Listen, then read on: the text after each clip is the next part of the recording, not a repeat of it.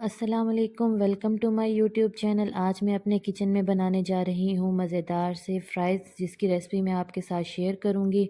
नहायत ही आसान और झटपट बन जाने वाली ये रेसिपी है, तो किचन में मौजूद ही चीज़ों से ये बन जाएगी।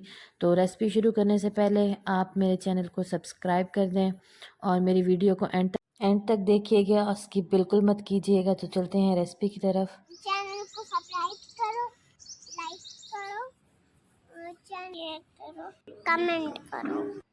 यहाँ पर मैंने 3 अदद आलू ले लिए हैं, जिनको मैंने इस तरह से काट लिया है और इनको अच्छे से धो लिया है। इनका सारा वाइट कलर का पानी मैंने रिमूव कर लिया है।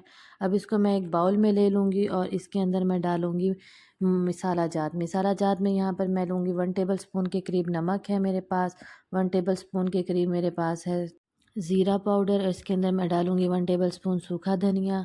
आप चाहें तो इसमें से कुछ चीज़ें स्किप कर सकती हैं जो आपको पसंद ना हो, या फिर आप जो चीज़ें ऐड करना चाहें मसाला जार में वो भी ऐड कर सकती हैं।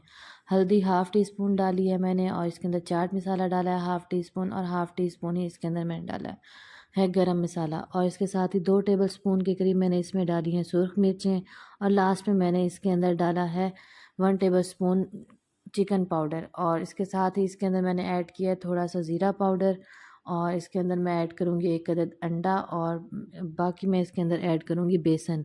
बेसन मेरे पास है 3 चम्मच, इनको मैं इसके अंदर मिक्स कर लूँगी अच्छे से और इसकी कोटिंग कर लूँगी।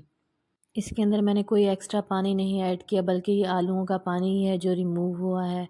तो दूसरी तरफ मैंने पैन में ऑयल गर्म होने रख दिया था। अब मैं इनको आराम से आहिस्ता-आहिस्ता इस तरह से डाल लूँगी और इनको फ्राई कर लूँगी। इनको बिल्कुल भी मैं नहीं छेड़ूँगी 2 से 3 मिनट के लिए, उसके बाद ये खुद ही नीचे से पैंदा छोड़ देंगे और ये देखें आसानी के साथ ये यहाँ से टर्न हो जाएँगे। तो मैं इनको 4 से 5 मिनट के लिए अच्छे से कुक करूँगी, उसके बाद इनकी साइड चेंज करूँगी। 6 से 7 मिनट तक मैंने इनको मीडियम फ्लेम पर कुक किया है, हाई फ्लेम नहीं थी, ताकि ये जलने ना पाए, इनका कलर अच्छे से चेंज हो जाए। और ये देखें मज़ेदार से क्रिस्पी से मेरे फ्राइज़ बिल्कुल रेडी हैं। और अब मैं इसको डिश में निकाल लूँगी और लास्ट में मायोनीज़, केचप और सॉस के साथ इसको मैं सर्व कर लूँगी, और इसके ऊपर मैं थोड़ा सा चाट मसाला स्प्रिंकल कर दूँगी। तो अगर आपको मेरा ये तरीका अच्छा लगा हो तो मेरी वीडियो को ज़रूर लाइक करें और अपने फ्रेंड्स के साथ शेयर करें, और मज़ीद अच्छी वीडियोज़ के लिए मेरे चैनल का विज़िट ज़रूर करें। अल्लाह हाफ़िज़।